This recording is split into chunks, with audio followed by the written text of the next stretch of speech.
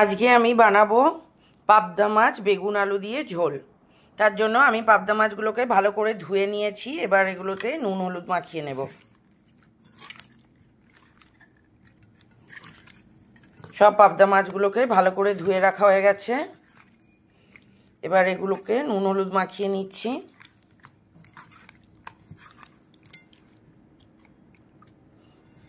মাছে নুন হলুদ মাখিয়ে রেডি করে নিয়েছি। মাছটা ভালো করে ধুয়ে তারপরে নুন হলুদ মাখিয়ে নিয়েছি।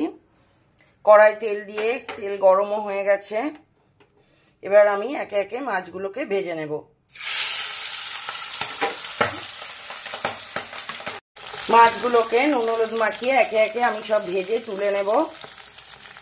পাবদা মাছ খুব ফাটে ভাজতে গেলে, তাই যারা করবেন খুব সাবধানে করবেন। গ্যাসটা কমিয়ে সামনে একটা গার্ড নিয়ে তারপরে করবেন, যাতে গায়ে ছিটে না আসে। এবার আমি মাছগুলোকে উল্টে নেবো একে একে। এক পিঠ ভাজা হয়ে গেছে।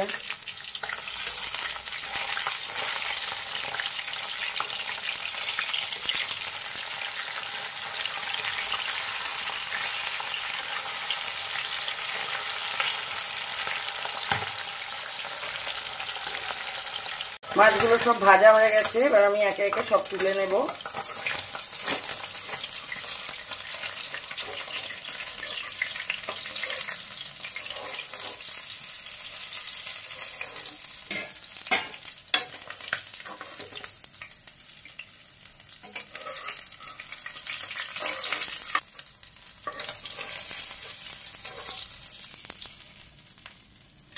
বাকি মাছগুলো এইভাবে একে একে আমি সব ভেজে তুলে নেব।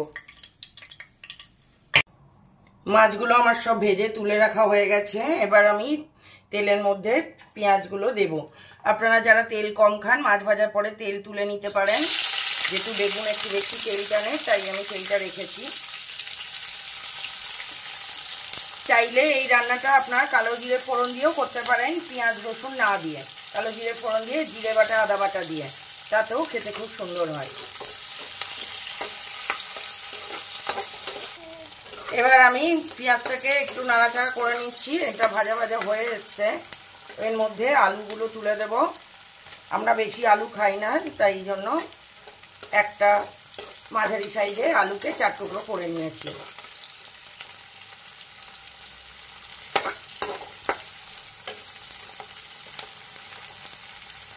আলুগুলো একটু ভাজা হলে এর মধ্যে বেগুনগুলো তুলে দিয়ে ভাজবো। আলুগুলো ভাজা ভাজা হয়ে এসছে। পেঁয়াজগুলো অর্ধেক ভাজা হলে আমি আলু তুলে দিয়েছিলাম। এবার এর মধ্যে আমি বেগুনগুলোকে তুলে দেব। বেগুনগুলো পাতলা পাতলা করে লম্বা করে কাটা। আমি একটা বড় সাইজে গোটা বেগুন নিয়েছি। আমার 9 পিস মাছ আছে এখানে।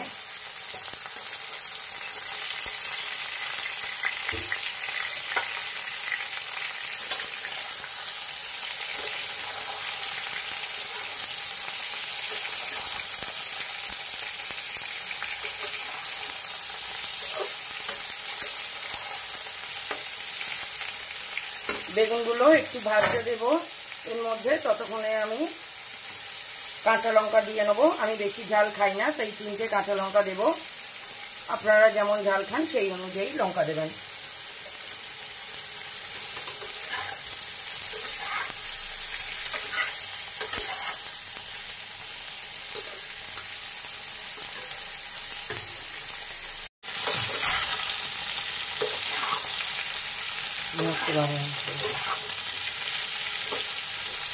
বেগুনগুলো নরম হয়ে এসছে, ভাজা ভাজা হয়ে গেছে। আমি একটু উল্টে পাল্টে দিলাম।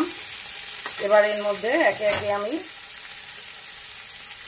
রসুন বাটা দেব 1/2 চামচ মতন।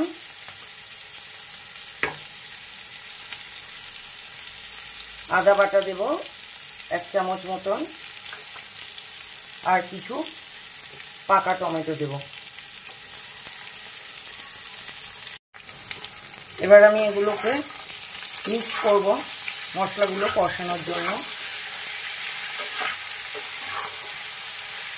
এর মধ্যে আমি কাঁচা লঙ্কা, টমেটো, রসুন বাটা, আদা বাটা দিয়েছি।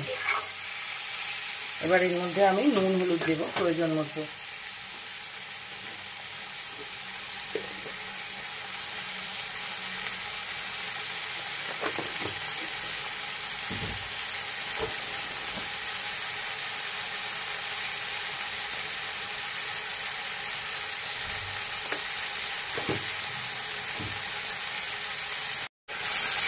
নুন হলুদ দিয়ে আবার একবার মিক্স করবো মশলাগুলো যাতে কষানো হতে থাকে। বেগুনগুলো একদম নরম হয়ে গেছে।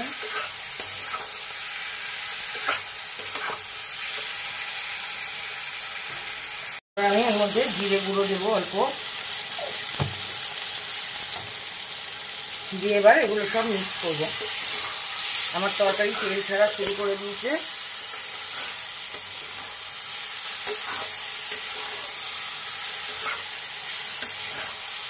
আর একটু কষিয়ে এর মধ্যে আমি জল দিয়ে দেব। টমেটো বেগুন সব নরম হয়ে গেছে, তলাতেও লেগে যাচ্ছে, মানে মশলা কষানো হয়ে গেছে, মশলা থেকে তেল ছাড়াও শুরু করে দিয়েছে। তাই আমি এর মধ্যে এবার জল দিয়ে দেব।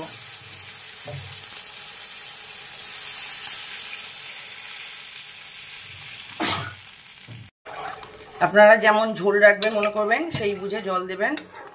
আমার 9টা মাছ ভেজে হবে, সেই জন্য আমি একটু বেশি জল দিয়েছি। তরকারিটা ফুটে গেলে আমি তারপরে মাছগুলোকে দিয়ে দেবো, কারণ পাবদা মাছ খুব নরম, আগে থেকে দিলে ওটা ভেঙে যেতে পারে। দিয়ে একটু ফুটিয়েই নামিয়ে নিতে হবে পাবদা মাছটা।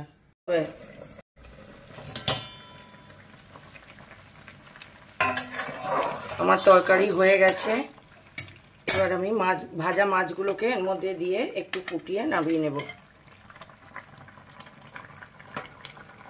কারণ পাবদা মাছ খুব নরম, নাহলে ভেঙে যাবে।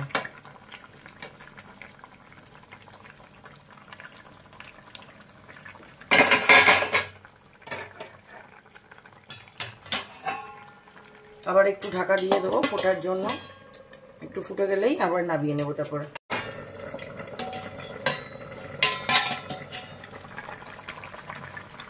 মাছ দেওয়ার পরেও তরকারি ফুটে গেছে, দেখতে পাচ্ছেন হয়ে গেছে। বেশি নাড়াচাড়া করা যাবে না, তাহলে মাছগুলো সব ভেঙে যাবে। যদি আপনাদের কাছে ধনেপাতা থাকে তাহলে ধনেপাতা কুচি দিয়ে নামিয়ে নেবেন। আমার কাছে ধনেপাতা নেই, তাই আমি দিচ্ছি না।